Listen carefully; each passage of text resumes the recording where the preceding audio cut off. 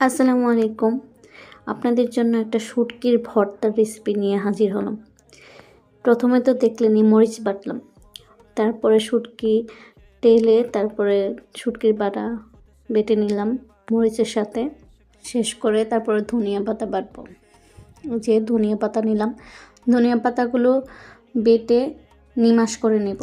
নিমাশ করার পর তারপর আপনি পেঁয়াজ কেটে নেবেন, একটু টুকরা টুকরা করে নেবেন। বেশি ফোলা ফোলা করে ফেললে আবার শুটকির ভর্তাটা মজা লাগবে না। একটু পেঁয়াজ পেঁয়াজ কামড় পড়লে মানে শুটকির ভর্তাটা অনেক ভালো লাগে আর কি। দেন আপনি পেঁয়াজটারে একটু হালকা মানে অর্ধেক আধা বাটা যাকে বলে আর কি, আধা বাটা দিবেন। আধা বাটা দেওয়ার পরে স্বাদ মতো লবণ দিয়ে দিবেন। ভালো করে মিক্স করে বাটিতে উঠিয়ে নিলাম। এখন দেখবেন স্পেশাল খাবার, যেটাকে পাটায় ভাত, গরম ভাত মেখে খাইলে যে এত স্বাদ লাগে ওইটা বলে বোঝানো যাবে না আর কি। তো দেখেন পাটায় গরম ভাত বেটে নিলাম।